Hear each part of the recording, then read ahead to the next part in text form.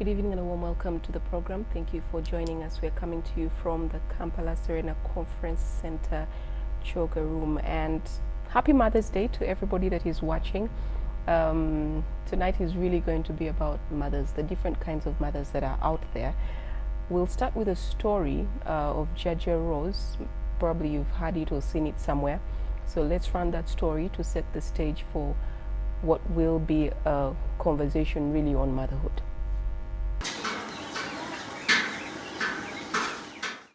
Jaja Rose is 74 years old. She's a mother and a grandmother. At her home in Wantoba village, she's preparing lunch for her grandchildren. Some of her grandchildren are outside playing, while others help with the chores as they wait for lunch. This is her story. She had 3 sons and a daughter. A few years ago, all her children passed away. Their spouses wanted to remarry, so they brought the children to her. Mutabani wange Golobi yafa. Yalina abakyala basatu n'afa. Abaana ne babandeetera ne mbalabirira. Bo kati bagenda kufumbirwa abamu.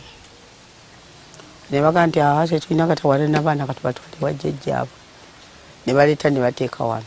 She's now raising 19 children, many of whom are toddlers. She has wiped away their tears, scolded them, and done just everything she can to give them whatever their parents would have been able to give them. She has devoted her life to taking care of them and allow them to dream big. Omuntu asomye mama w'abaana abeera wanjawulo. Kyenva mbalabirira nengamba kanwanagane mbawerere basome kubanga bwe baba basomye amanya bagenda kunnyamba bwe ndiba nkyali mulamu. She does as many odd jobs as she can to allow her support these children. Kati emirimu gye mbadde nkola okugyamu ssente kubadde kupakasa. Naye kati okupakasa sikyali mama Mufaida yampaayo obwanda obwe mbadde ntunda nenfunamu akasente. The times are financially hard for her and her family. When she fails to raise school fees on time, she approaches the school authorities to make sure that her children stay in school. Naye nga kugenda kufukamira bannange munyambe musoke mubaleko bagoma kugonda tatusitula ku ntebe nga kudonti neewaniki nga ngenze mu office olwo lutuuka mu office bwenti nga nfukamira senga naawe nedda senga olimba tula ku bwenti nedda nina okutula wansi nenfukamira ne mmanya nti kati sinaawo ki sente abaga nti kale katulabe bana abaana abato abalala baleese sente ubona obonzireese mubansasuulirire kati nze nange bwe naakuŋŋaanya nendeeta abaana abo ne basoma be bali abawala abakulu era kufukamira nfukamira.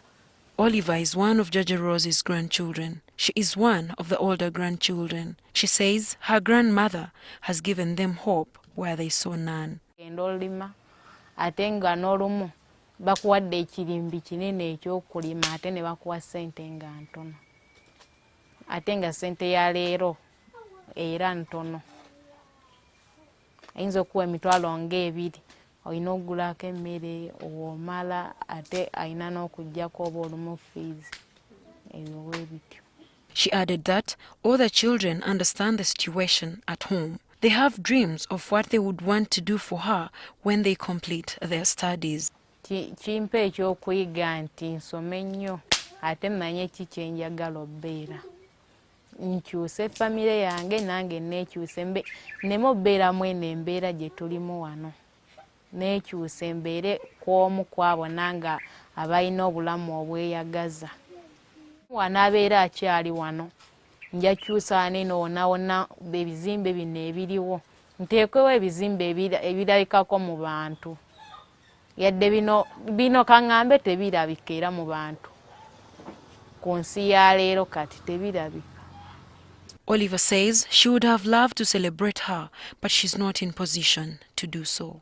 Mwebaza kati nandimukoleddeko kapati naye engeri gye ntalina ssente nange awo nja mweyanza bweyanza nti weebale tubaererawo era weebale tulabirira. Every year, Mother's Day comes and goes. Jaja Rose and mothers and grandmothers like her barely notice it. It is just another day, and they are simply going about their business of raising their children, whether these are their children or not. They selflessly and tirelessly give their all to give them their best. Olivia Komgisha, NTV. So I'll very quickly introduce my guests for tonight. I have Annabelle Nakabiri Sebachije. You got that right? I did. All right. And I have Doris Miti Chimuli. Thank you both ladies so much for joining us. Thank you for having us, Josephine. You're both mothers. Yes. You've seen Jaja Rose. Yes. Amazing lady. Amazing story. Yeah. What do you think? 19 children. Grandmother. I think that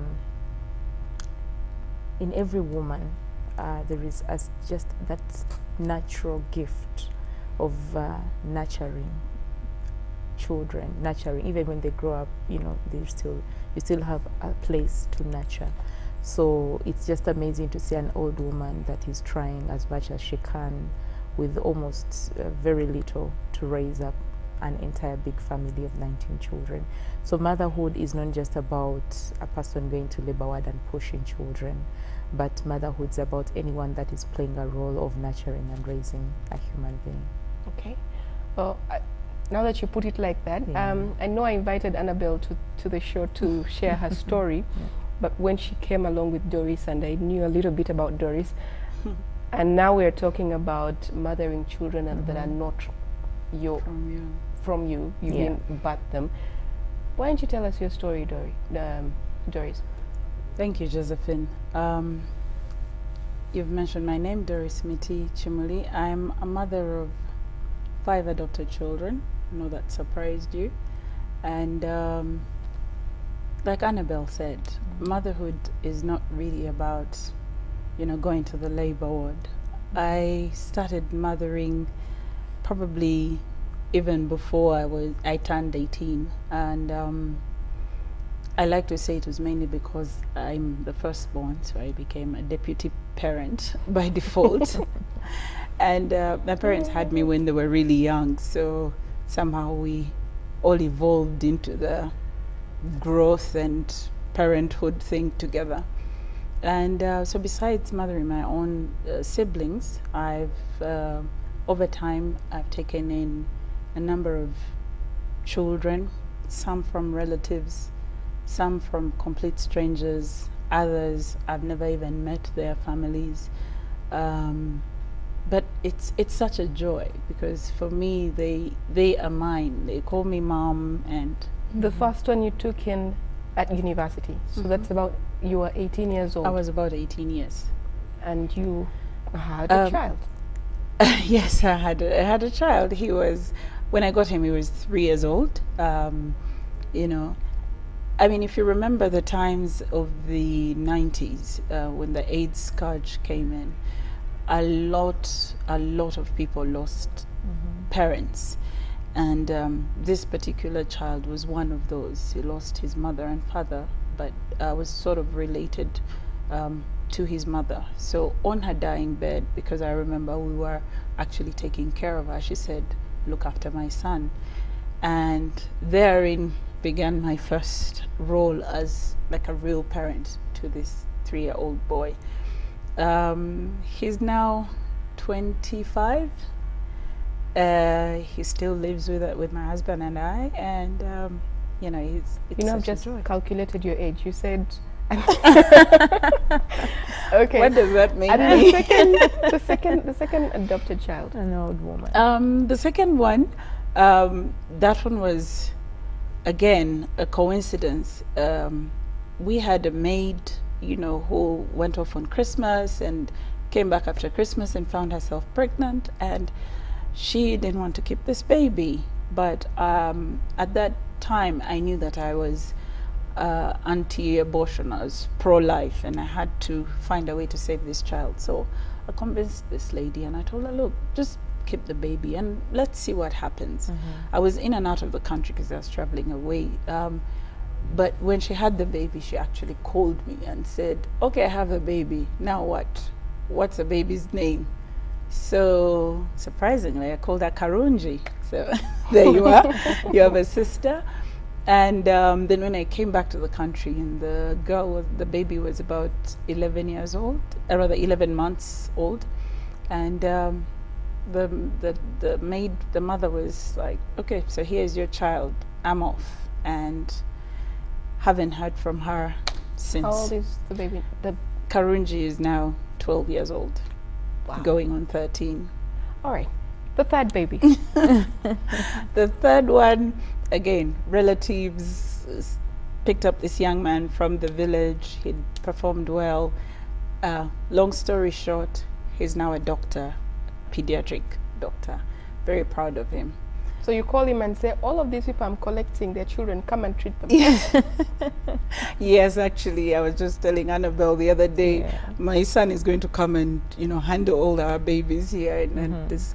And then the other one, that one again was literally off the street. I have never met any of his relatives, and he just walked up to me, desperate. He had this long piece of paper where he'd written how he had gone through school, how he had lost his parents.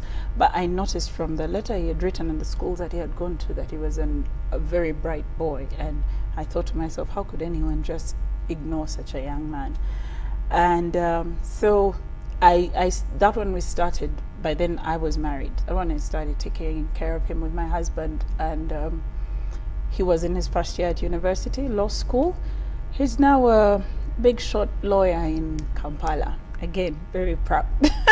So your husband is at home and you keep coming in with, so to Children. speak. with new people every day, new young people. Yeah, so I've sort of been banned from going to homes and children's homes like Sanyo Baby's homes. Yeah, but somehow look at who is your friend, So now I have a new friend who who is going to invite you. Do you want to have more children, your own children? Yes, definitely. I mean, those are adopted, and still waiting on my own. I'd always wanted to have a big family. I grew up in a family of 5 siblings, so I thought it was so much fun, and I just can't wait to have my own. Should have been a 90s parent or 80s parent. Happy Mother's Day to I you don't guys. understand this two baby parent thing. Okay, It doesn't all right, work for don't me. rub it in. Annabelle, Yes. really we came to talk about you, and then I got taken up by Doris. I want to hear about your story. I know that you were a mother, not by choice, at age 12. Not to children you'd birthed yourself, but tell me about that. So my motherhood experience, like you said, really started at the age of 12, and not really to biological children, but to my siblings. That was a time in my family where my parents had to split because of issues that were beyond our control as children, and perhaps things that they couldn't resolve as adults. And my mother had to run for her life. So when she was going out, I remember she used the back door of the house, and she told me to watch over my siblings. You were 12. I was 12. So I thought like, well, she'll come back tomorrow morning, when all this is done, she'll come back and show up. But she didn't come back. So I just, after like a week, I realized that mom is not coming home and I have to step up my game. But I remember we would go with mom to the garden, so I knew where the food was. I knew how to collect the cassava, to pick up the greens in the garden, to make soup out of anything, out of leaves of beans, out of leaves of pumpkins. I mean, I knew how to cook with firewood, and how to, if you don't have firewood, how to collect dry leaves and make a meal. So I started taking care of my siblings, and then one day, one of my sisters fell really ill. I think she got measles or something, but I had no idea it was measles, but I know she had a very bad rash on her skin, and we didn't have medication. I didn't have money to take her to hospital. So, but behind in the garden, there was a local shrub, like just a small shrub, and one of the ladies that was a bit older in the neighborhood told me, I think she has measles, so but then just let her get a stick and then walk to that particular shrub and then let her hit it 5 times and she'll be fine. So we walked and we went to this particular shrub that is called Luwoko in Luganda, and apparently if somebody hit Luwoko, they're supposed to heal miraculously. Did it work? It didn't. Okay. Yeah. It didn't, but we were faithful with hitting it. Like we really hit, and when we hit 5 times and it was not working, then we said maybe 20, maybe 30 times, and then the following morning her lips were red, her eyes were red, and you know she was all like she had a swollen face, and so that is when I started my motherhood journey. Okay, I want to ask where your father was in this whole mix at this point, but let's take a short break and we'll be right back. Yeah.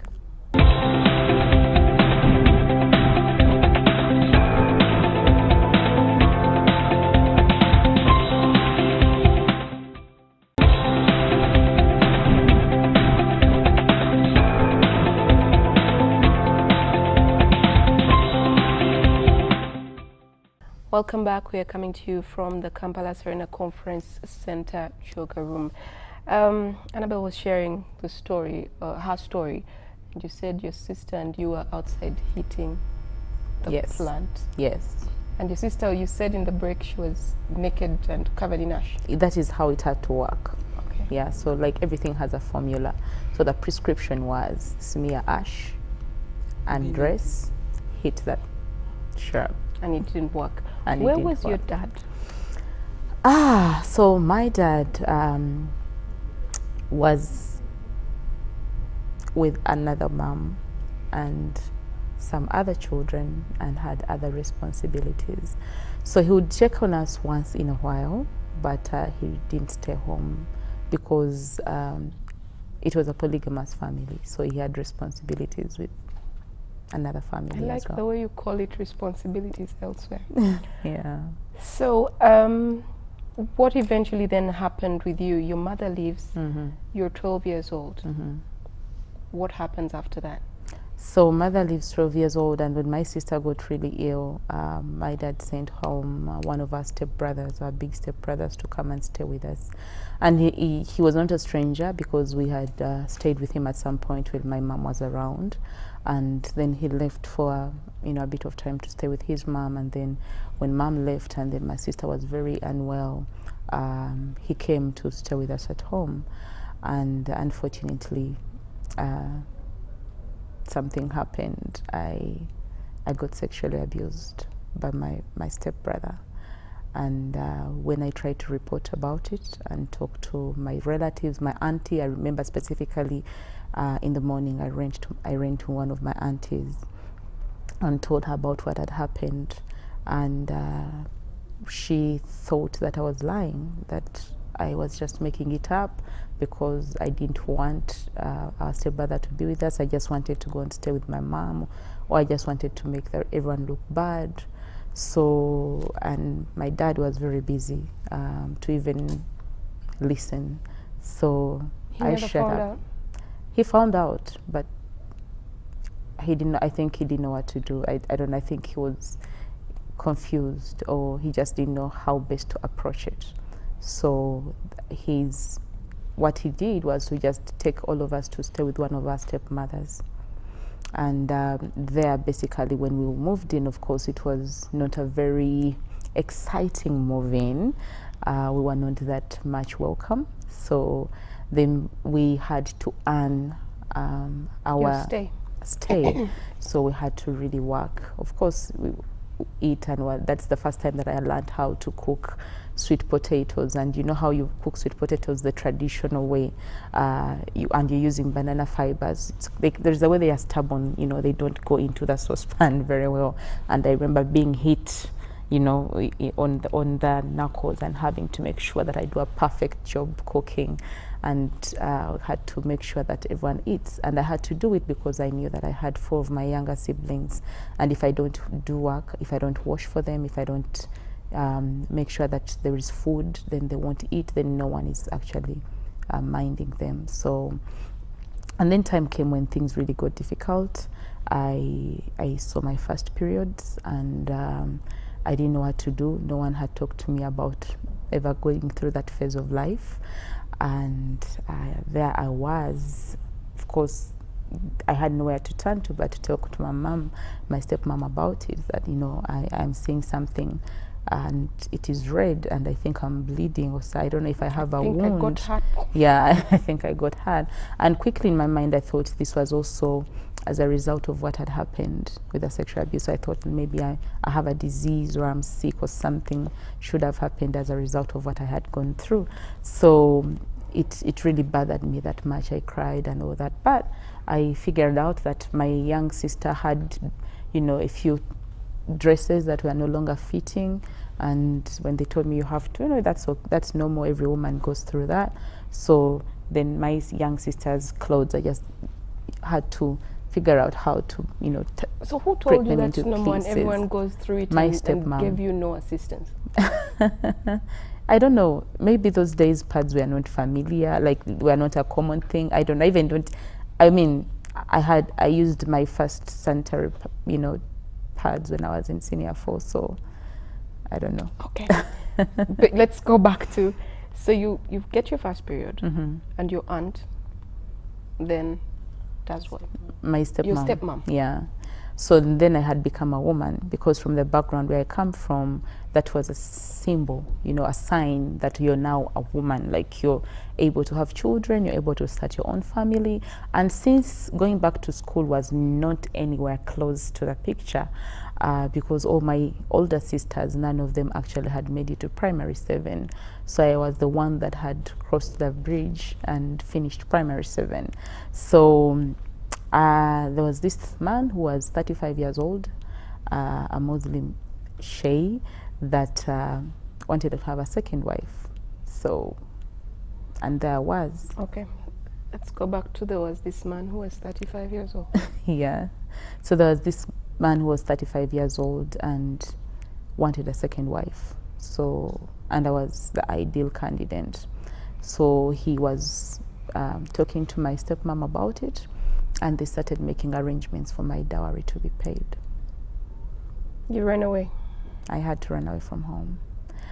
Since I was a child, we had a black and white TV at home, and I would see repeats of Oprah Winfrey's shows, and I admired to be that woman. And I didn't know what she was saying on TV, but I remember on her shows, there was always people crying and hugging at the end, or looked like there was people that were fighting and kind of making up. So I was like, yeah, I want to be that woman. I want to be that person that, you know, brings people together and all that. So that was the picture that I really had in my head of who I wanted to be when I grow up. So I ran away from home, because I knew that if I got married off then, I was just going to end up like my older sisters. All of them, I had seen how they were miserable and crying, and how they had to work extra hard. I had seen what my mother had gone through. So you ran off, yeah, went and slept on the street for a while? For a while. I went to look for my mom. So you got, and I'm going to rush this because yes, I know what time is spent. So you went to the street, slept on the street until another woman picked you up. Yes. This was in the taxi park. Yes. Your brother, your cousin brother, you thought was in the park. Yes. So a woman who worked in the taxi park took you home and started to, well, look after you, but at the same time you paid back in yes, favor of, you know. I worked as her housemaid. As a housemaid. But somehow you found your mom later. Yes. Because you found your cousin brother. Yes. What was the reunion like? I'll say it was a moment of mixed emotions. I was supposed to be happy, but my mom was angry because she had been told that I had got pregnant and I ran away with a man. So she was very disappointed.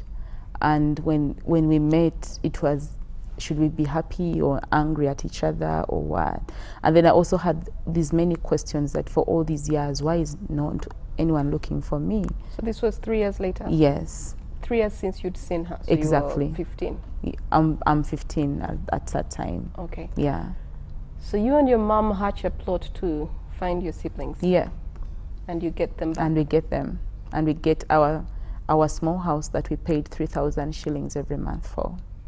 And it was room big enough for all of us to fit in, with just a mattress that we had made out of cut-offs of the, those people that do sewing, the tailors, and the cut-offs that remain.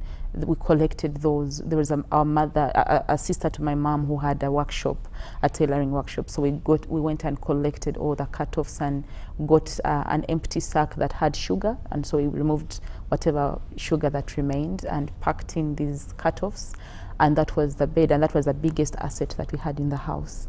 And whenever I would sleep, you would just look up the roof, and the iron sheets were just amazing, because through them you would see the stars and you would worship God. I mean, people dream about having stars while they're sleeping. We had those stars, and Oh, wow. whenever it rained, I remember my mother would get a kavera and cover all of us, and then put basins To collect the water. Yeah. So you go through this phase of life to the person that you are today. Mm-hmm. What are you doing with yourself? So today I founded an organization called the Remnant Generation, and I work with girls that have been sexually assaulted, and they end up getting pregnant, and they don't know what to do, and they don't know where to go, because everyone has given up on them. So you work with a child who has given birth to a child. Yes. Where do you find these young people? So most of these girls come from police. Some of them come from the outreaches that we do in the communities. We have an entire team of social workers that does outreaches in communities, and we are also part of a bigger network that is called Children at Risk Action Network, that works with children at risk in Uganda. And so because there are not so many organizations that want, or even programs that work with pregnant girls, and it is because once you're pregnant, that is a sign of failure. So that is actually, for many people, the reason for you to be excluded of a program. Once you're pregnant, then you cannot qualify for sponsorship, you cannot qualify for scholarship, you cannot qualify for so many other things. And so even the organizations that existed that were working with children, we found that they didn't know what to do with girls that were getting pregnant, and it doesn't matter whether a girl is being raped, or they have been defiled, or there has been just misguided choices. So with my experience of sexual abuse, and how I couldn't even talk about it, and how I didn't even know who to tell, and even when I opened up, no one believed me, I have found to be true that many of these girls, that even when they say the truth, no one wants to listen. At what point did you go back to school? So my mom met a group of people that were talking about a new school that was starting in Mutundwe. So there was this amazing couple that had started a secondary school, and my mom talked to them about this daughter that she has that is very bright and very talented, and she can wash clothes, she can cook food, she can dig the school garden, whatever chores that were there, for as long as they will allow her daughter to be in school. So they said, oh well, let her come on Monday. So I went, and I was the second student in the school, so the whole school was just starting, so I was the second student, pioneer student, and I found a lady with a husband, Mr. and Mrs. Lubega Pafla, there in Mutundwe, and the school was City Hill College, Mutundwe. So we interacted just for like 5 minutes, and they're like, yeah, she can start, So we started in school, and this family just didn't become just sponsors that had given me an opportunity to go back to school, but Mrs. Lubeka became my mom as well. And one thing that I'll never forget all my life is that she's the first person that got me sanitary pads, so I didn't have to use any torn pieces of clothes anymore. I actually had sanitary pads like a pack, like any other rich kid. I'm sad that we have to that they're for rich kids. What did she say when she gave them to you?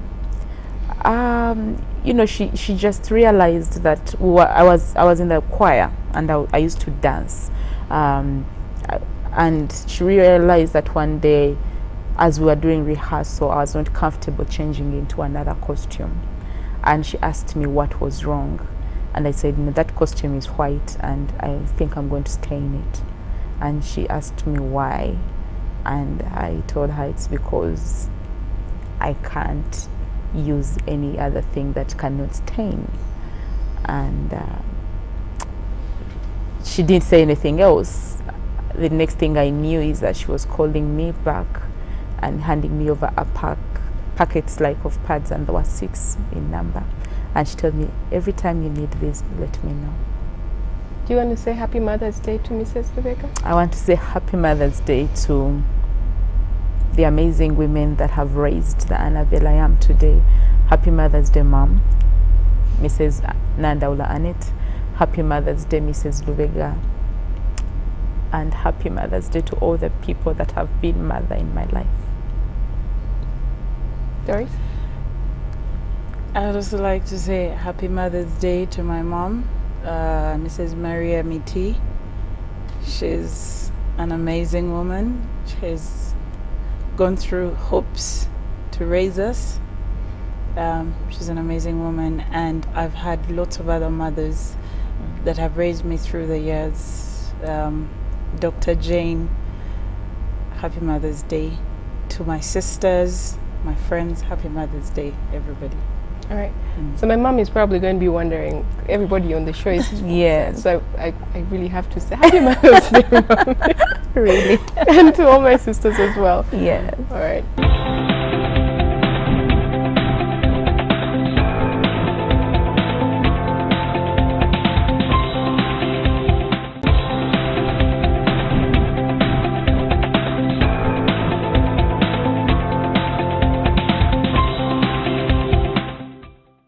Welcome back. We're coming to you from the Kampala Serena Conference Center yoga room, and we're talking to 2 mothers today who were gracious enough to join us on Mother's Day in the studio.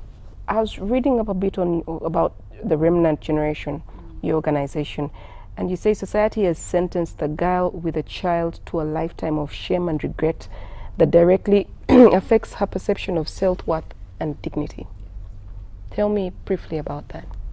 I think we're in a culture where if a girl, in a society that promotes a culture where if you have been sexually abused or you're pregnant, you are a shame. You are a social outcast. You don't belong. You are a bad sign. You're like, you know, a bad example and everything. And it doesn't matter how it happened or who did it to you. You're just sentenced to that lifetime of shame. And many of these children are thrown out of school. They cannot even walk into hospital to access health services because I specifically remember that time that we took 5 girls to hospital for antenatal, and everyone that was seated in the antenatal class turned their faces and started throwing comments. And I had to stand up and I looked at them and I asked them, is anyone pregnant in this room? And they said, yes. And are you carrying children? And they're like, yes. And then, these girls are just in the same condition as you are. So we are in a mother class and we are going to respect each other as mothers. So before you start throwing words, you need to appreciate that this girl right here needs all the support that she can get. What is it that you find that people don't understand about the circumstances of these women who are bringing a life into this world, same as just about everybody else? I think what people don't understand is that these girls are going into a lot of breakdown themselves, and they need all the support that they can have and not judgment. If I've had conversations with parents that tell me, I don't know what to do with my daughter, and they're like, the best thing you can do is not to say anything if you don't know what to say, because she's contemplating suicide, she's contemplating abortion, she regrets what has happened, she's not enjoying this experience, and what she needs is just knowing she's not alone. somebody is standing by her and holding her hand. And many of these girls actually have been, if they have not been lured into the sexual act, they have actually been sexually abused. We've had a case of a girl who was sexually abused by the father from when she was 4 years old, a biological father. And the father died when this girl was 6 years old to HIV. And she was taken to stay with her grandfather. And in the Buganda culture, your grandfather calls you Muchala, which means my wife. And this guy was 72 years old.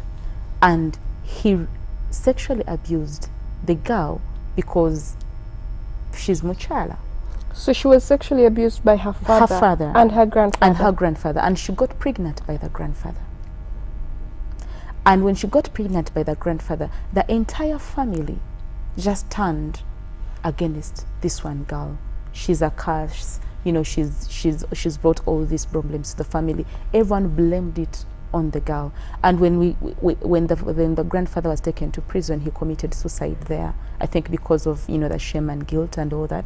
And they literally chased us with pangas and sticks. They wanted to kill us because we were keeping the girl that was the problem. Now we find this girl who, by the way, was 12 years old, and she's alone.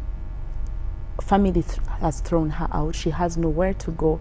And when we put them all out, they're teenage mothers, and they have a problem. They are this, they are this, they are this. There are hundreds of girls that have contemplated abortion and suicide, and they've wanted to do many things to harm themselves simply because they even don't know how to deal with the things that has happened to them. And society is not doing any good by throwing all the judgment and abuse and the stigma that comes. So you have 39 girls, yes, with you right now. Yes. And about 300 that have gone through the program. Okay.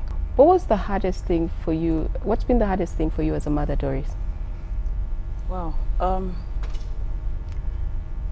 Interestingly, not actually being a mother biologically, because while you have all these children that you raise and you love, the void of not actually having birthed them is still there. And the way she was talking about society, even in our case, society still judges you without, sometimes not intentionally, other times, you know, maybe intentionally, because you get comments like, see, you know, you have friends and they're talking about their children and they'll be like, you know, you're lucky you don't have kids, so you wouldn't know. And you know, so that kind of thing also. And I'm like, no, I am a mother. I mean, I go through the same things. I wake up in the middle of the night with these children when they've been sick and we've rushed to hospital, and you know, they've fallen in a saucepan of hot water or something and got bruised and burnt and whatever. So I've experienced everything and I feel them, and if they're in trouble I feel it. But that for me is the hardest experience, being a mother but not quite a mother biologically, as society likes to see it. That's society deciding that you do not qualify. Exactly. What have you, Annabelle? I think the hardest bit has been how I should develop trust that my children, whether my children from the womb or from the heart, will be okay, and no one is going to hurt them. I think from what happened, I developed this overprotective character, and I've watched my siblings grow, and now they're getting married and starting their own families. And one time, just recently, because our last born is getting married in August, and she brought the guy that she's getting married to, and instead of a meeting that was supposed to introduce this young man, it ended up to be like a quiz session or an interrogation. And she called me to the bathroom and said, "Anne, I'm gonna be all right." So I didn't say, and it's like, yeah, for all these years you've really wanted to make sure that no one hurts us and no one you know, breaks her heart or does anything. And she told me, I think God has been good, I'm going to be all right. So she hugged me and it's like, yeah, you have to let me go. So I watch my daughter who is 6 years now, and I keep imagining what's happening at school. I think these stories of all the evil things that teachers have done, and the stories that keep coming to my office every week, I just find it so difficult to not to want to know what's going on with everyone. So that has been hard. The tissues I put specifically brought them for you. Yeah. Have you spoken to your father since? Is he alive? Have you reconciled with him? Yeah, we reconciled with my dad on my traditional wedding day which was my kwanjula, and he actually walked me down the aisle. So that was like my biggest healing moment, I would say. And I don't know if he had so many words to say, but he just asked me if there is room for me to forgive him. He asked for forgiveness, and I said, yes, I do forgive you. And we have, we don't stay, they don't stay together with my mom. We don't see each other quite often, but once in a while, especially because now most of my younger siblings are getting married and graduating. And so we all sit as parents. Actually, on the last graduation that was at Makere for one of my sisters, I went with my dad, and we both had a parent tag.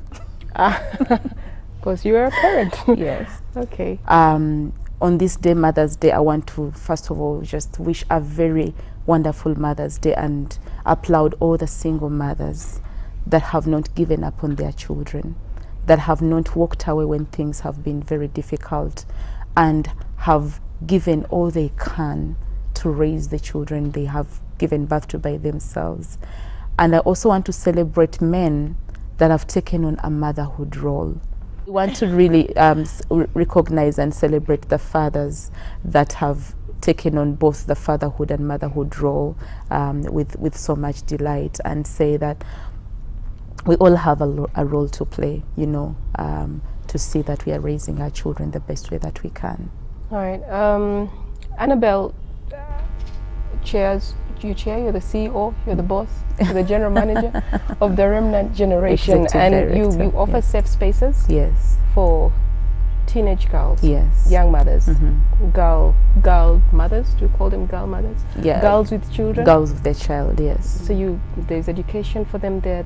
Just tell me a bit about what happens there, what you do. So at the Remnant Generation, once we have rescued a girl and they have come into our shelter, we have a safe space that we call the Princess Shelter. And this is temporary accommodation for girls that are pregnant and have been sexually assaulted, and they don't know, they just can't have where to stay. So we do the holistic care for them until they have delivered their babies. We have an in-house clinic that manages the basic antenatal and parenting classes and all that, but also partner with big hospitals for the deliveries and everything. And then we do skills training, and we do formal school education support as well for girls that have given birth and they express the desire to go back to school. How are you able to afford to even support them? I'll say we are a faith-based organization in the full sense of the word. It is faith. So I'll say, seriously, there has been so much faith in the work that we do, and I would never want that to, I've always told that team that never exclude that in our definition. But we've also been very supported by people in Uganda that have heard our story and have wanted to make a difference, and then people from the international community that have heard our story and wanted to join us to make a difference in saving these lives. So we have a team of people that we call the Hearts of Gold, where Doris, that's the heart of gold. yeah, like people like Doris that show up and say, okay, there is this girl and it was an incest case and they just need a home, because there are girls that cannot be reconciled back with their biological families, and we have to find a family that is willing to open their doors to a young mother and her baby, and they take them in. How easily do you find those families? Very difficult, but there are some people that have been very amazing. and they have opened up those doors. So it's one of the things that we really are praying for and actively working on, to see that we encourage as many Ugandans especially as possible to recognize that there is need and we can all do something about it. And these girls just need somebody to love them and embrace them, and they're good children. Okay. All right. Unfortunately, our time is fast spent. I have so many questions. I wanted to know about these girls who already don't have where to go. Yes. When they give birth to a baby, where does that baby go? What happens then? We believe that every child deserves to grow with their mom. Every child deserves to be with their parent. So we first and foremost work to see that if it is any foster placement, it has to be a girl with a baby. And for those that we have not been successful, but they grow and they're turning 18, because we have some that have really grown and they have turned 18, others are going to finish university next year, others have finished their skills training and they're ready to start to work. So we put them into what we call group living, which is a more form of independent living, but they live as a group until they're able to economically support themselves. Thank you both so much. We're going to talk more after. I have questions again. But thank you for coming to the show and for openly sharing your stories. And I'll say what I want to say to you, Doris, after this. But that brings us to the end of our show for tonight. Weekend edition is coming up next.